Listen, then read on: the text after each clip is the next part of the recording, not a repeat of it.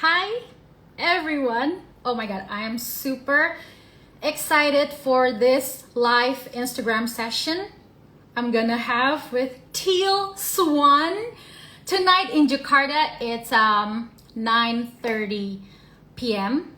here, and where Teal's at right now, it's 7:30 a.m. in the US. So obviously my heart's beating so fast. I'm super excited.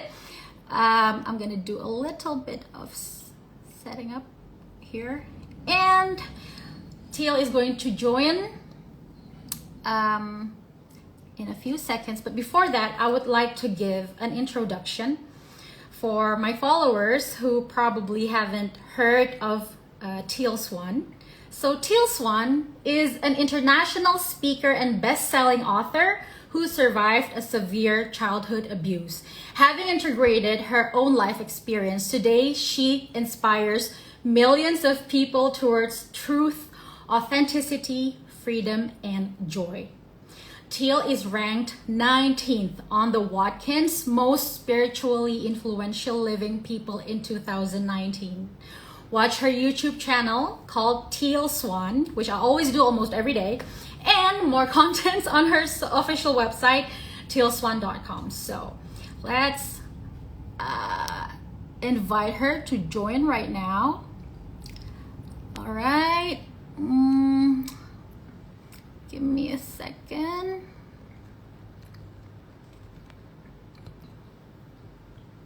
Okay. All right. And for those of you who ask, hi. I can't hear you. Okay. Okay, I can hear you now. This is so exciting. I'm so happy to have you join this live IG. Thank you so much for joining and for agreeing to my offer to collab with you. But before we start it, there's one person who would like to say hi to you. She's my daughter. Can we give her a bit of time to say hi? Hello. Hi, she knows I'm watching your videos every day. Okay, so go to sleep now. You're so beautiful. Yeah, She's very excited for me, just the same as me now. I love you. You're so beautiful. Have a great day with my mom. Bye. I want to go downstairs. I want to go to sleep. So, have a great day. I love you too. Oh, bye. Okay, so I just gave an introduction about you, and let me check to make sure that I can hear you. Can you try this? Can we check the sound? I can't hear you. I'm sorry.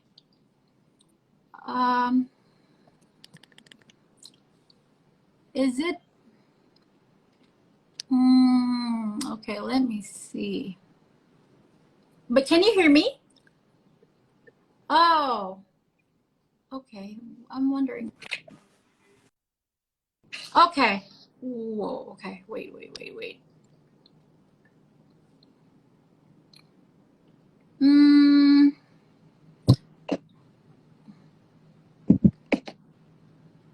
I'm gonna try to re-invite you one more time. Okay? Because I think something is okay. I think somebody just joined us. Okay, we're good now. I'm so sorry for the tech issue. So yeah, I cannot hear you still.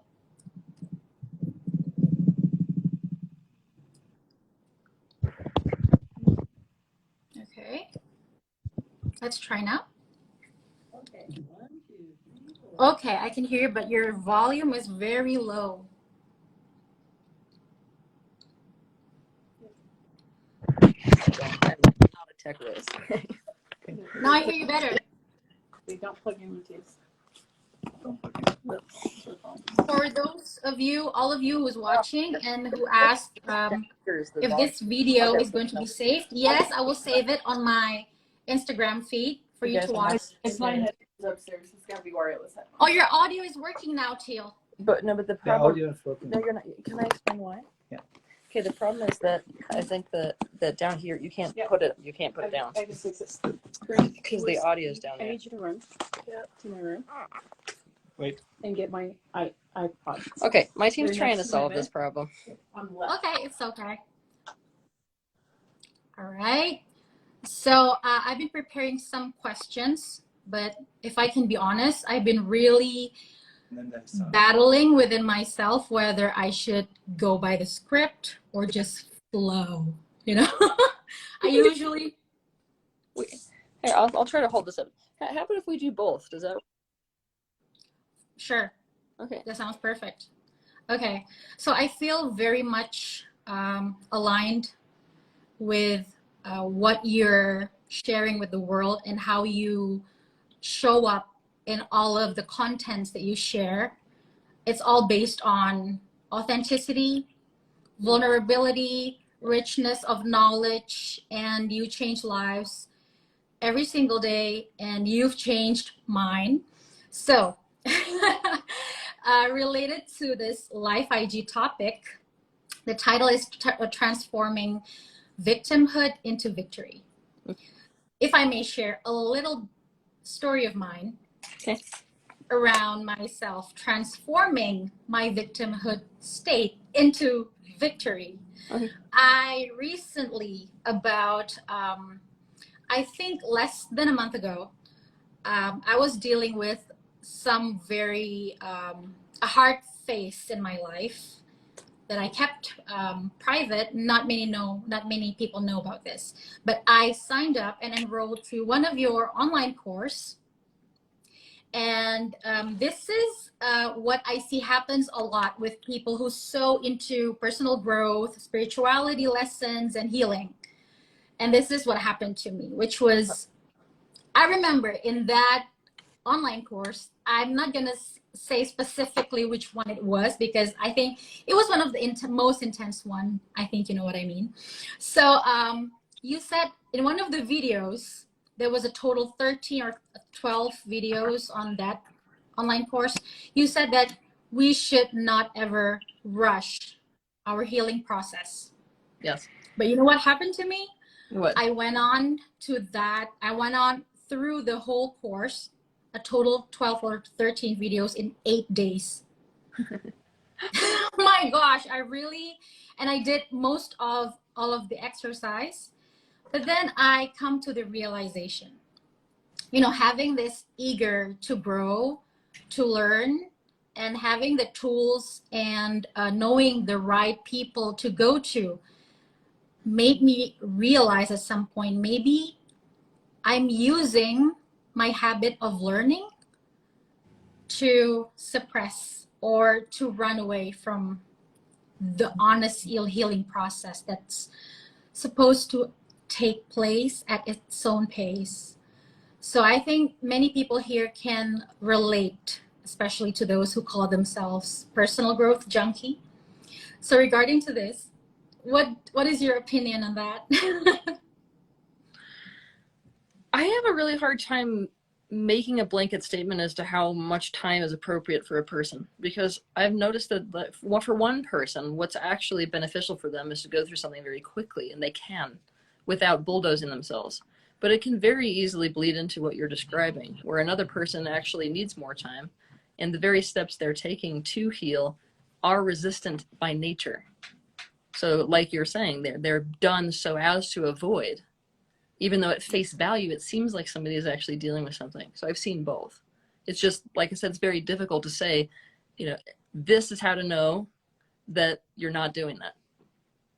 Right. I get what you mean. So you're saying that I think myself, I would know better whether I'm bulldozing some of my feelings that needs to be processed or whether I'm doing it at my own right pace. Yeah.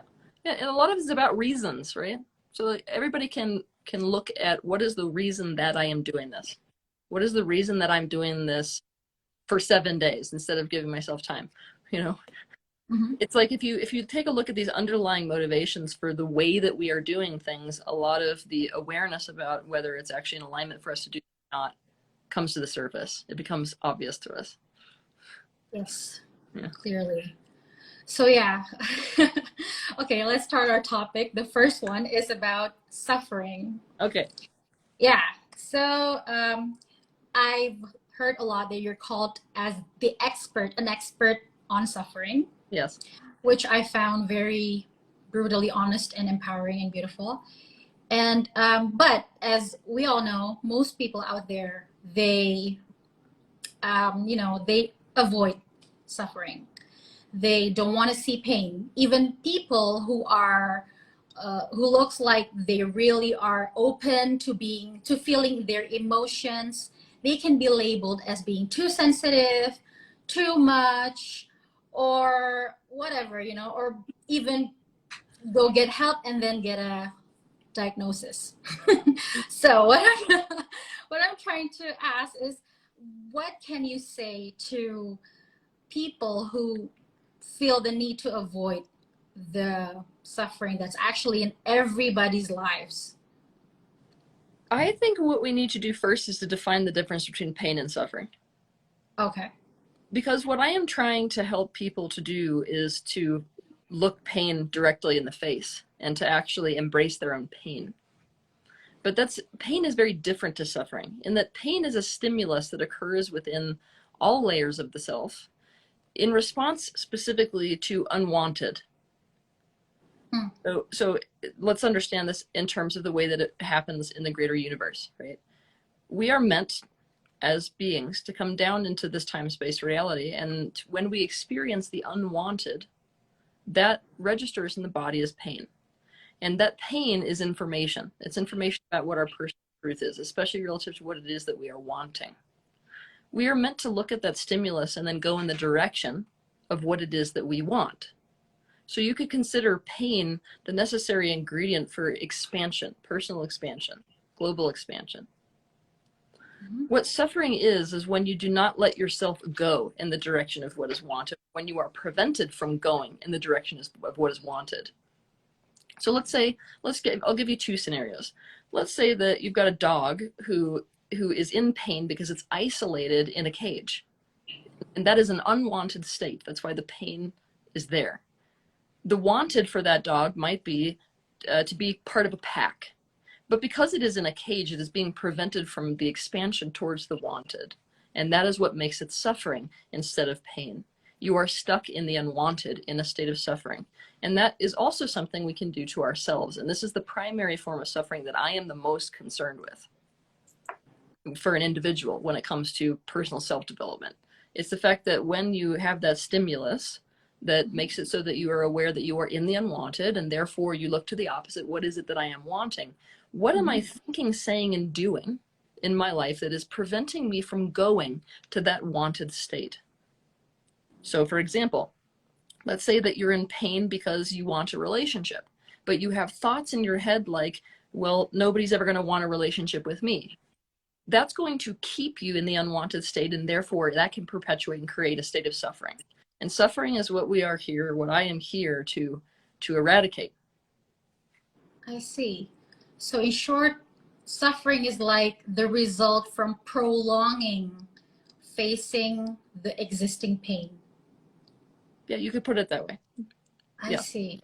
Why don't we simplify it and say that suffering is pain plus resistance? Right. And that resistance can happen on the inside, something we're doing, and it can happen on the outside, something that is being done to us that is making us stay in that unwanted state. See, a lot of people are starting to suffer in the world today the way that it is because they're being put in a situation, by a lot of governing entities that keeps them in the unwanted. Yeah. So now that we've defined that, there's a very big reason to look at pain, right? And pain is important to look at because it indicates what is unwanted, and therefore it indicates to you what it is that you want. And that is one of the most powerful things to define in your life if you want to design a life around your own personal happiness and well-being. I see. It is not possible to know yourself unless you know your pain. It is not possible to know what you want unless you know your pain. Pain is a carrier of personal information. I see. So, do you see that resistance can be healthy or good in any way? Yes. Okay, so we have to define resistance, right, as any oppositional force. So let's say that we are in a boat, right? And you've got 3 men that are rowing that boat in one direction. And then you've got 3 other men that are rowing the boat in the other direction. We have to look at the reason for the resistance to identify whether that resistance is actually for you or not. Because let's say, you know, you could have resistance, like I just described, you could have resistance in terms of a thought that is pulling against what is wanted. And in that case, you could say that that resistance is not good. But when you walk down a dark alley and you have that part of you that's like, this is not the right situation for me, that's still internal resistance. But it's internal resistance that has the powerful truth about what is in your well-being and what is in your best interests. I see. So it's about, whenever resistance comes up, it's about deeply diving into and understanding what that resistance is, and with our conscious awareness, making a decision about what to do about that resistance. Is it, wait a minute, this resistance is giving me very good information, I should not go forward, or this isn't right for me? Or is the resistance, this is me sabotaging my own well-being? Right. You know, I see a lot of people going through their life by living and focusing on the positive. And they seem to do just fine. But of course, everyone has experienced trauma or whatever kinds of abuse, probably in their childhood as they grow up or at whatever timeline in their life. But can you explain the downside of living a life focusing on the positive and never looking back and within and knowing our own pain and going back to that, you know what I mean? What's the downside of moving on and just never healing? Besides the fact that you never change any patterns and therefore perpetuate injury on everyone else in your life, the biggest issue with that can be summed up like this. When you are able to control your focus so that you feel good no matter where you are, you open up the door wide for never changing anything. And so it's almost like, it's amazing that a human being could be put in a situation like a concentration camp, and through their own focus, they are actually able to feel good in a concentration camp. That's amazing. But let's look at the flip side of the coin. If you're a person who can feel good in a concentration camp, then you're going to stay in the concentration camp even when you can leave it. Right. And so you're preventing yourself from anything else that you could possibly experience. You're preventing yourself from your own personal expansion. You're reframing everything and just making everything okay. And that is the recipe for stasis. Mm-hmm. So it's important for people to notice the pain of where they are and to notice the negative of where they are in order to create any positive changes. You know, honestly, let's say that even in USA, right? In USA, way back when, we had huge issues around racism and separation of races. Now, if the entire Black race was able to just positive focus their way, you know, out of that, then we'd still be in a situation where we're segregated today. It's like we have to recognize the negative in order to make any real change. Otherwise, why change? Definitely. That's what keeps a person stay in an abusive relationship, although they obviously know that's not good for them, and all other examples. Yep. So for people who feel like they're ready for a change and want to grow, I'm a big advocate, and I spoke a lot about talking to a counselor, getting a coach, looking for a teacher, a spiritual teacher, guru, whatever, and therapist. But aside from that, what about for the people who still aren't ready to talk to someone else and choose to process their pain alone? Do you have any way for them to go do that? I have all kinds of ways for people to go do that. I'm just pretending to ask all these questions because it's fine. I learned a lot, so much about your tools, but yeah, for the people who's wondering right now, like what 1 or 2 things they can do to get started. You know, I think the most profound way to start this process, I have 2 tools. I'll mention this first. The two tools that I have that are an absolute favorite for helping people to look at these things that they have not been looking at, the things that are really preventing them from moving forward in life. The first would be parts work, and the second would be completion process. Right. So let's go into each, shall we? So parts work. Parts work is not something which I myself hold a trademark on. Nobody actually does. It's to recognize that the consciousness itself fragments itself, and that's the primary coping mechanism for a physical human. And this is, you don't have to have had severe abuse or anything in order to fragment. All you have to have had done is socialization. That's everyone on earth, right? We get socialized the minute we're little. This gets you rejected, this gets you accepted. This starts this process of splitting within the self. And so you've got these two aspects within you. We've got many more, but this is how to recognize fragmentation. You've got the part of you over here who's like, no, this is not right for me. And the part that's like, yes, it is. You've got the part that's like, I don't like anger. And the part that's like, but I'm still angry, right? So we've got this splitting dynamic that's happening across the globe in people. And parts work is when you go into an individual aspect within the self and act as if that's all of the self. So instead of getting a fully balanced perspective across all of your, truth of self, let's say that you go completely into only the aspect of you that doesn't want to go to a party versus the part of you that does. So as to fully explore all of the thoughts and emotions associated with that aspect of self, it's for the sake of your own awareness. Then you do the opposite. You go over to the opposite side of that split and you do the same thing over here. So it's almost like we're exploring this cave and then we're exploring this cave. And the information that surfaces the conscious mind based off of that gives us this opportunity for integration of self, for these polarized aspects that are creating war within ourselves to find a meeting of minds. And why I say that this parts work is so important besides creating alignment is that a lot of the personal truths that we're talking about, like the pain or the real truth about how you feel about a situation, it's isolated in these certain parts of self. See, like we may have a part that protects us by staying overly positive. Well, if we continue, to stay here, we're just in this sort of violent cycle of, well, oh, I don't feel good. Wait, let's go positively focus.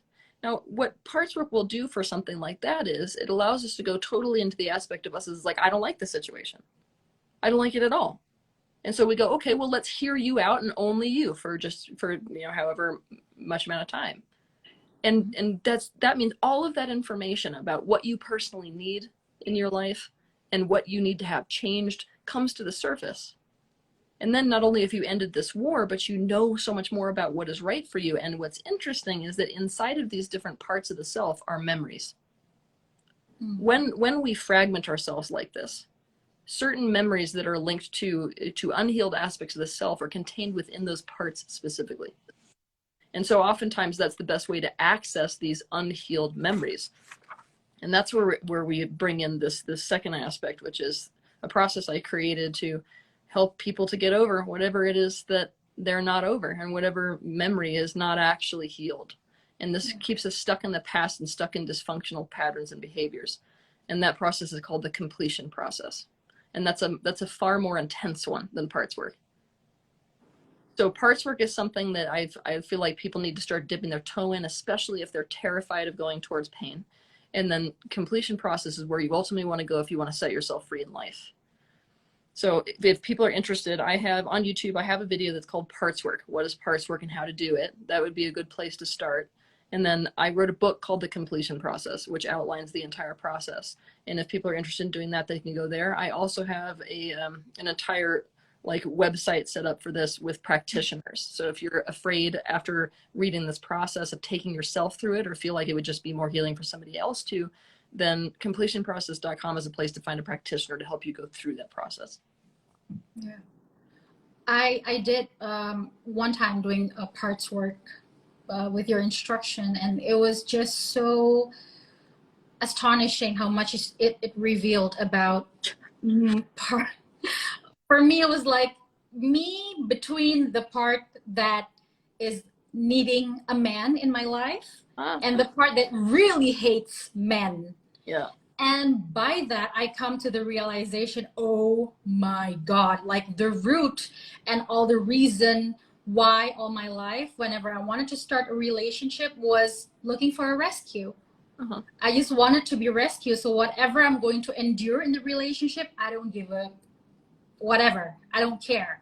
Like abuse, whatever that is, I will just go through with it. So yeah, it's very important because it makes us very much aware. So yeah, check out Teal Swan's video, parts work on her YouTube channel. And I also enroll as your premium member on your website. And I already bought the completion process book, but I haven't started on that yet because I'm giving myself time. Yeah, so let's go on to the next one is poor boundaries. Okay. Yeah, so in in a condition or a situation where abuse takes place between one person and the other, maybe family members, maybe spouse, whoever that is, a friend, even a teacher to their disciples, whatever.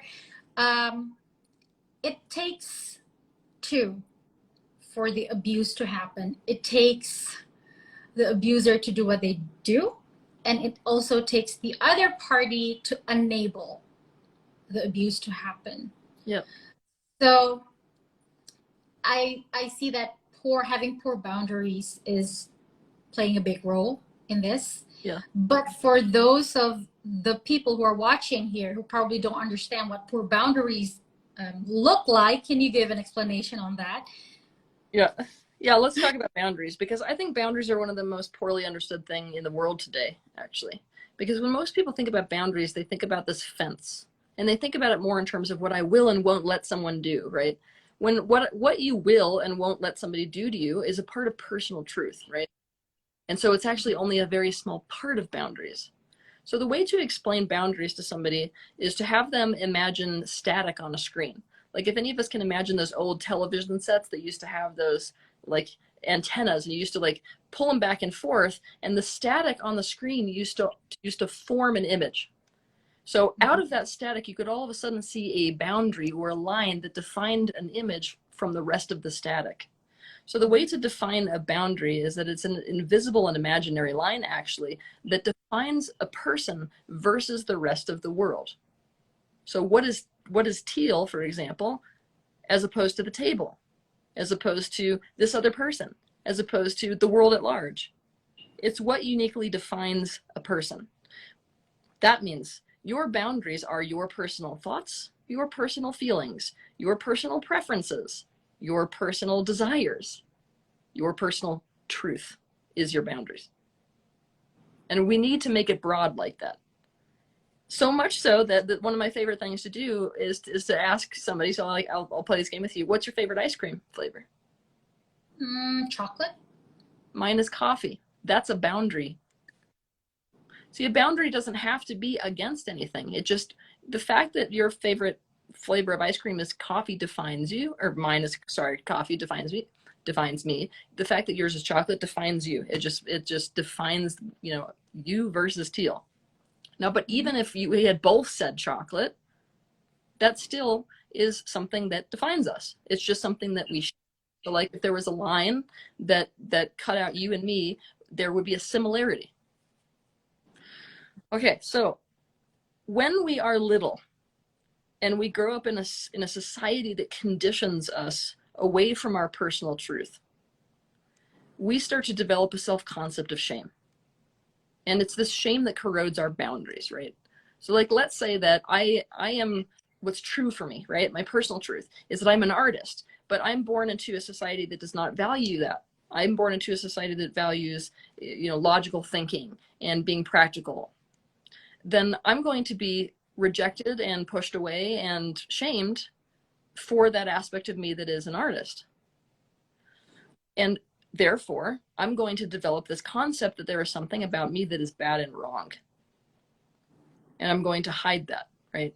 And this is where boundaries start to get really, really watery, because instead of really defining ourselves, and it doesn't need to be against anyone, right? Boundaries don't have to be against anyone. Instead of defining ourselves, we give aspects of ourselves up so as to get those needs met, whether it's approval or acceptance or whatever it is within the greater society. So you start to see these boundaries corrode and a personal truth go away in people in favor of the other. So it's almost like the only personal truth that a person starts preserving is the truth of wanting to be allied with and approved of by others. But then who are you? You lose a sense of self.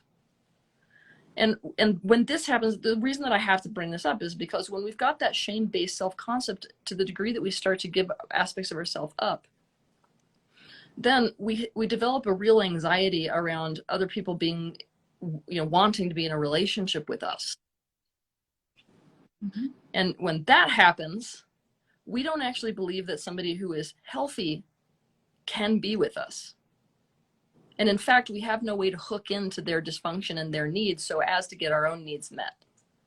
So we start to develop this highly manipulative strategy for guaranteeing dependence on ourselves and guaranteeing that we'll never be abandoned and getting certain needs met, by enabling somebody's dysfunctional behavior. I'll give you a classic example. Mm-hmm. With the classic codependent in a relationship with an alcoholic, that codependent is actually getting something out of the person drinking. They're getting a lot of things, in fact. They're getting a sense of self, when they're a sense of positive self, when it's like, Jerry just won't put the bottle down, and Lord, everyone tells me that I should leave him, but I love him. Now that makes a person feel like a good person. So that's a need that's getting met. That's a self-esteem that's getting met through that. Another example is this person will have a terror that they're ever going to be in a relationship with somebody healthy. They don't want abandonment. And so when they can do the cycle of, look, I stayed with you no matter what, and you need me, otherwise you can't live, and nobody else is going to take you because of this drinking behavior, and that person is actually, oh, wow, yes, actually nobody else is going to be with me. It creates like a gravity around a person never being abandoned. So what you'll see, talk about enabling, like this gets to the like farthest extreme. Even when you take an alcoholic and you start to get them to the point where they're ready to put the bottle away, oftentimes their codependent spouse will put alcohol back in the home. That's how much of an enabler they become, because so many of their needs are getting met through the cycle of that dysfunction. But it all stems back to the fact that both of them share a core self-concept of shame, and therefore they're not actually standing in their personal truth because they think their personal truth makes them bad and wrong. Right. Yeah. So this creates a toxic, repetitive toxic pattern in our relationship, and will keep occurring throughout our lives if we never want to face the real parts in us that hides the truth that wants to be heard. So going to the next question, a lot of people aren't even aware that they've experienced abuse, trauma, etc. in their life, right? Yeah. So let's give a basic, explanation on what falls under the category. I mean, physical abuse is very obvious, but can you give several examples of mental abuse to let some people just be aware? Yeah, I can. First, I feel like we should define abuse, because I have to do a disclaimer first that abuse is very difficult for people to figure out, right? Because if you start to define abuse or look up the definitions of abuse, every one of us is an abuser. Like if any of us have ever called somebody a name, we're considered an abuser. So I don't actually agree with this. So I'm going to redefine this for you. I see abuse really as treating somebody in a way that is a detriment or a decrease to their health or well-being, right? But doing so in a way that is against their best interests. That's really important because like, let's say that, decreasing somebody's health and well-being, that happens when you perform a surgery on someone. So we could call the doctor abusive. Wait, no, because it's done specifically in their best interest. And I mean genuinely, not abuse that's where somebody says this is in your best interest, but it really isn't. I'm talking like abuse has to fall into the category of it genuinely is not in the best interest of another human being or individual. It could be animals as well. And the defining factor of abuse often involves control. So the reason that somebody is going about doing this is because they want to gain control over the other for the sake of their own well-being, because they think that control is going to lead to their own well-being, right? And so obviously, like you said, it's pretty obvious for people on a physical level. It's things like hitting, things like choking, things like kicking, things like starvation, things like isolating somebody. I consider that even physical abuse. Things like sleep deprivation. But when abuse trips over to things like the mental and the emotional or the sexual, right? Oh, by the way, sexual abuse would be any non-consensual sexual interaction. I see. But let's say mental. So mental and emotional, things like gaslighting, things like belittling somebody, things like, what else is there? Oh, cold shouldering is an emotion. Things like stalking, things like financial abuse, even some forms of passive aggression can be forms of abuse. It decreases the well-being of the other party and is not done for their best interest in any way. I see. Yeah. Okay. I have one question about that part you mentioned about the sexual abuse. So it happened when it is non-consensual. But I've read in an article that even saying yes does not equal consent. So do you have an explanation on that? Like if you say yes because you're forced or being manipulated, does that, what is that? Yeah, that would still be abuse. But this is the thing, is like, that abuse would be manipulation. Manipulation can be a form of abuse if it is done against somebody's best interests. Right. But here we get into a very slippery slope, because I'm one of those people who, as far as the whole Me Too movement and all the stuff that has happened, and it's very important that people understand that I'm saying this as a survivor myself. There's a very big difference between somebody who is abusing somebody else and somebody who has such poor boundaries based off of their childhood experience that they get themselves into situations where they consent and then flip everything around, right? And I've seen both.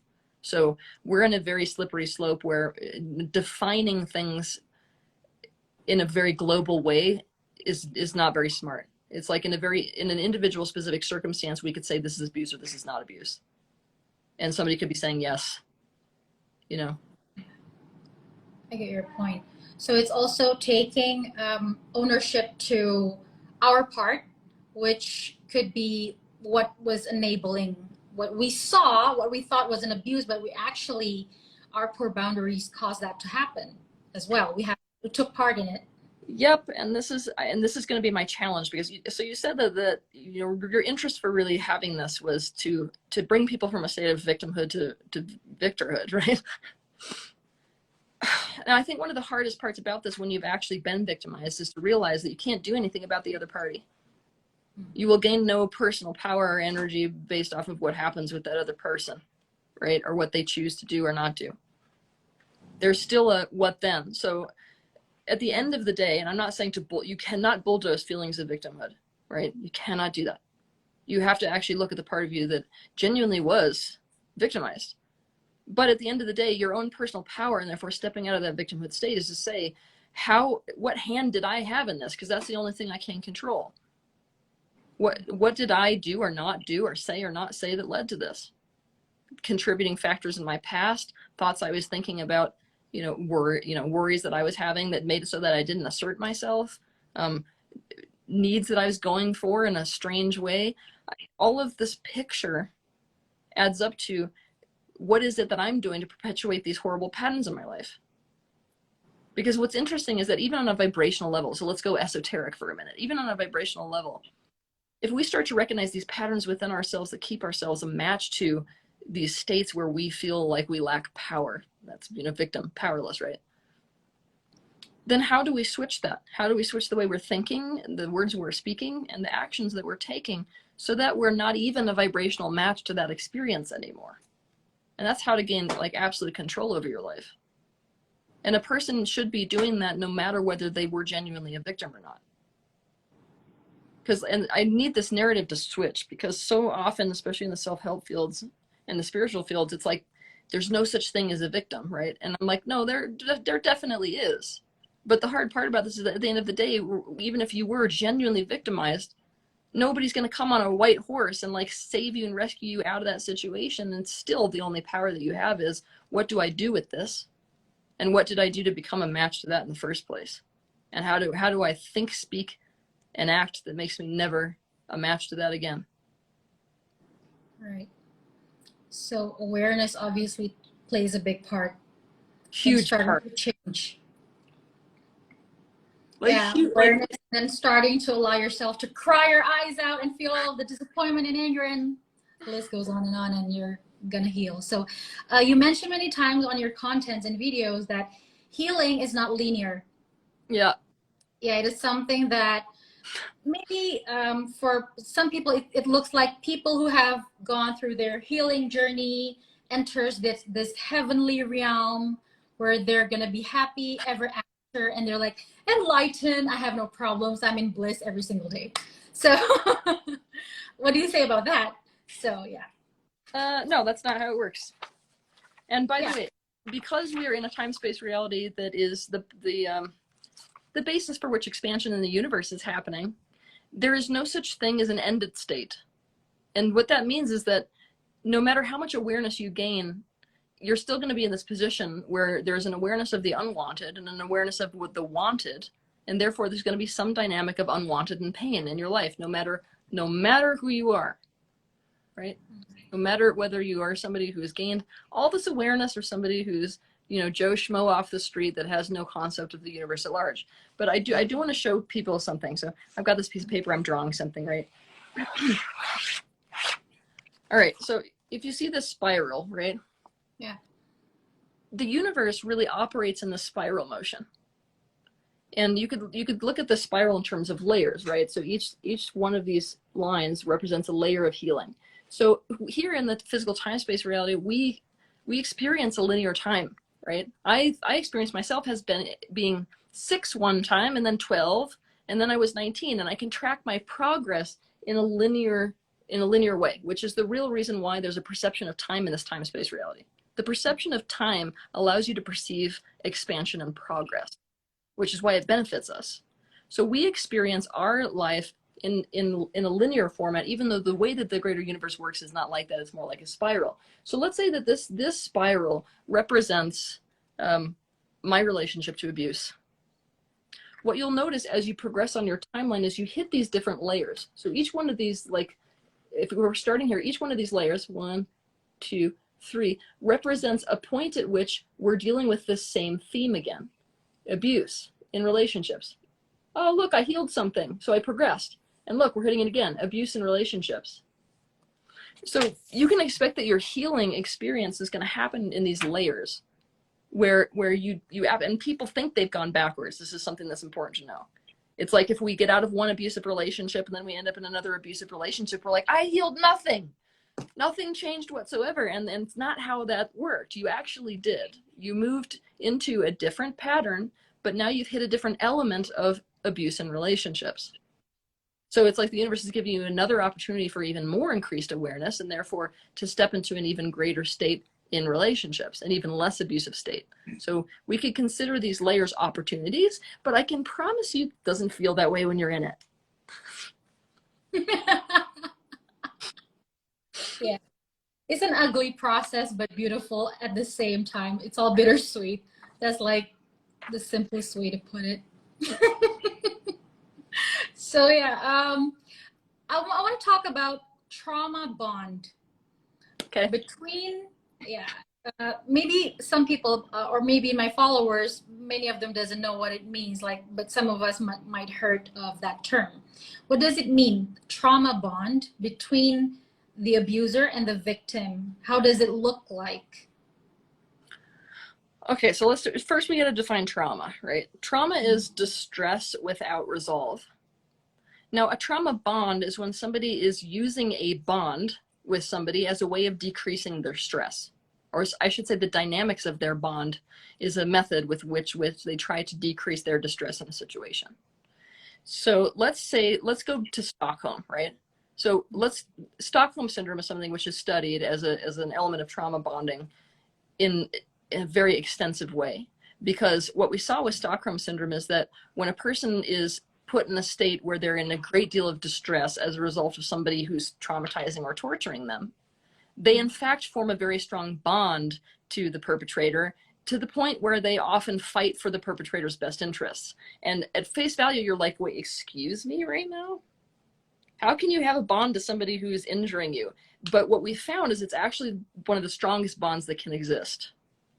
The reason is because if you are in a captive situation, and this is like, there's no such thing as a trauma bond that happens outside of the perception of being trapped and being captive. And I do need to say here that, like, the reason why trauma bonding is so extreme in childhood is because your home is actually a trap. Like, we love to look at childhood through this rosy colored lens without realizing that really you're trapped in your childhood home.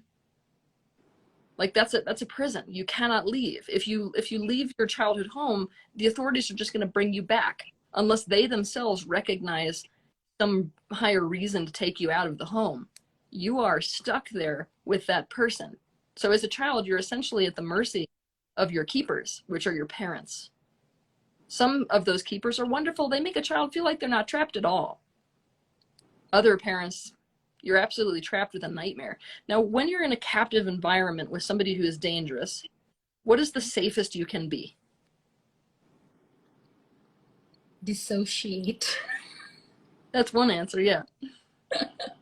And cope, or act like this is the best that it could get. Okay, you're right. But let's look at this. How do you stay safe from the person if you're in a captive environment with somebody who is abusive? Pleasing them. There you go. Or proving to whatever they wish. There you go. So the closer that you are to the perpetrator, the safer you are. Yeah. In trauma, in the state of distress, it hooks in a part of your central nervous system, which is the most reptilian. It's the most central to our core. It's literally our fight or flight. It hooks directly, that relationship hooks directly into that aspect of us. And so our survival system in an extreme way is now dependent entirely upon that bond. This is going to be your very best friend. You're going to convince yourself that this person is good. You cannot live with a monster. You can't do it. It's so unsafe. It causes a person so much distress, they actually die. So you start to see these coping mechanisms in a trauma bond where a person holds on to and develops a close relationship to and a kinship with and an absolute attunement to the very person that is hurting them. And to break free of that bond it's a task that is beyond describing. Because in order to weaken the ties of that bond, you are facing demolishment of self. Because that's what you have learned. To weaken this bond is quite literally to risk my life and safety. And there's an interesting edge to this one, which we have to bring up, which is that because this trauma bond hooks in so deeply to this reptilian aspect of self, the self that is literally just, autonomic nervous system, it feels as if a trauma bond touches us deeper than other relationships. And for women especially, I noticed this, it's difficult for them to get out of abusive relationships because every other relationship feels more surfacey. Because it doesn't touch you where that other one does, and it shouldn't, okay? And it shouldn't. But it's difficult, when you have been at that visceral level, of survival, it's very difficult to let go of that and to be like, you know what, in a healthy relationship, there isn't this almost survival element, that death element. Yeah. And that would become so familiar and what we often look for again and again in all next relationships in our life. Yeah, and also, when we learned how to trauma bond, we actually learn how to stay safe in those unsafe environments. So we don't know how to be healthy or feel good in any other relationship. So oftentimes I hear people saying that, I don't feel like I have any control in a relationship that isn't one of these where there's trauma involved. Because in that distressing dynamic between us, I know what to do. I'm familiar with this. Yeah. So you take them into a relationship where their needs are actually considered and they're completely out of control. Mm-hmm. Yeah.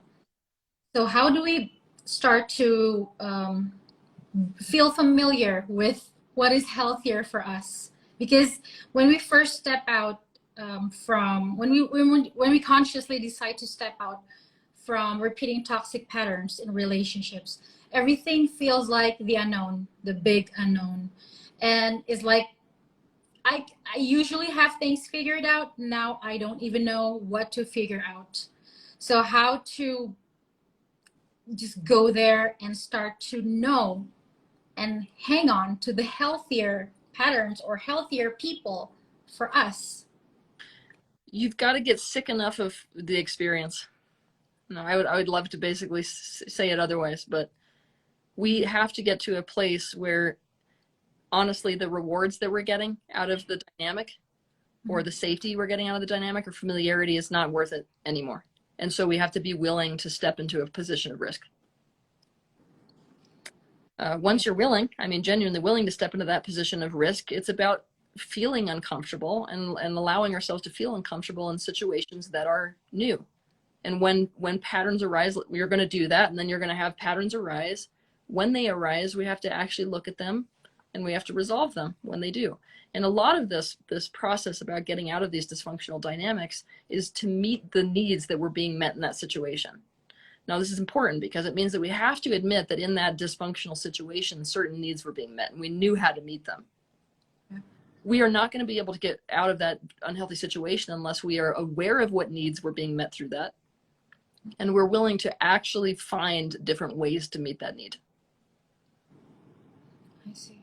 And I do not watch people doing this well, honestly, when they get out of these abusive dynamics or dysfunctional or toxic dynamics.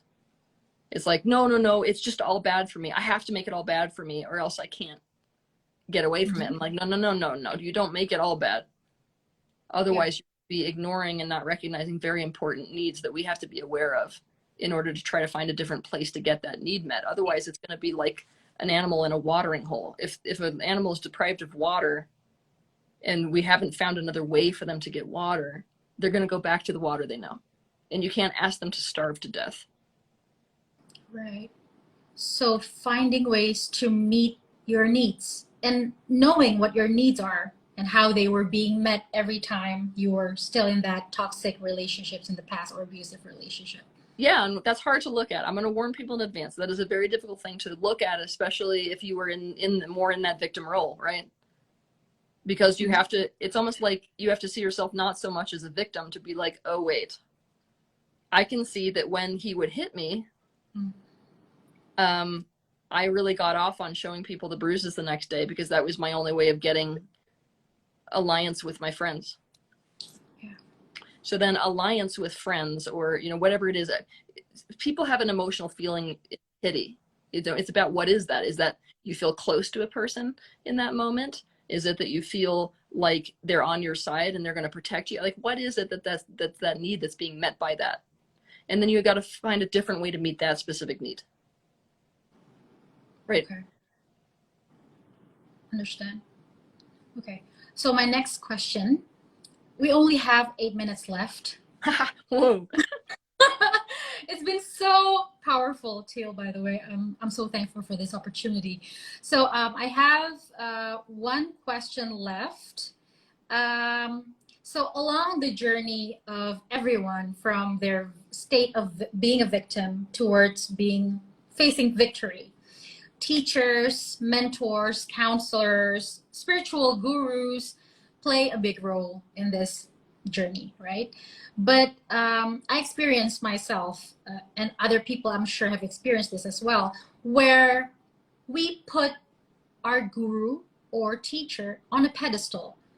And in some ways that harmed us, because once we really see the other parts of them that they were hiding the whole time they were mentoring us, or how they show up in front of the world, we become disappointed, hurt, even feel betrayed, etc. So how do we learn from someone we look up to and someone we admire without putting them on a pedestal that is in a wrong way? Yeah. No. Okay, so first what I would say is that if you've got anybody who's an expert in a field, there's a degree of respect that person has earned. So that means that if they tell you something, you have to consider it. That doesn't mean you should just automatically put it in your mouth and swallow it. It means you have to consider it, right? Sort of like if I talk to somebody who's an expert on tornadoes and they're like, this roof is really unsafe, for me to just be like, well, whatever, like my truth is more important than than anything else. And so it doesn't feel that way to me. And so I'm just going to live my life. I am not actually giving the proper respect to that person in that position. And I could get myself in a lot of trouble there. So if somebody's in that position of authority and whatever, you actually have to consider their opinion. That means looking at the aspects of you, looking for how that could be true, right? And then looking at the aspects of you that don't agree with it. And based off of that, arriving at your own personal truth. What I would say is that we have to start to approach this healing process with regards to other people in our life more like we're collecting tools for our own tool basket, right? And that's that's the only way to really find personal empowerment. So, the thing that I want to explain to people is that you may find somebody like myself who is an absolute well of information. But if you're really in a space where you're owning your own, personal empowerment, and part of that is taking, these truths or these suggestions. If you're really in that place, you can take that from anywhere. So it almost helps you to adopt this attitude that you're walking through the world. The universe itself is trying to talk to you through everything that is here, through posts on internet, through this person you meet randomly, through this teacher who is a mouthpiece for the universe, through whatever it is. It's giving you, it's the universe itself that is giving you all this information through all of these venues. And usually when you think about it that way, and we think about how to take those things and make them a part of your own toolbox, then you won't fall so much into this, I'm down here and therefore displacing my own boundaries, my own personal truth, my own feelings, thoughts, and whatever, for what this other person is saying. So when most of us put somebody on a pedestal, there's no two people anymore, right? It's, I'm going to take my own personal truth and throw it away for your truth. And that is not something which any teacher who is in a position where they genuinely know what they're teaching about should be asking you to do. That's a recipe for disaster, honestly. Right? Yeah. That's beautiful. Can I ask one last question? After the one last question. So yeah, during the process of having discernment and awareness, like whether the books we read, the things this teachers say, and whether that's right for us right now or not, intuition and inner guide plays a big role. But how do we tell the difference between those that are coming from our inner guidance, that are the truth and that are there to guide us through the right path, and those that come from fear? Oh, that is a tall order there.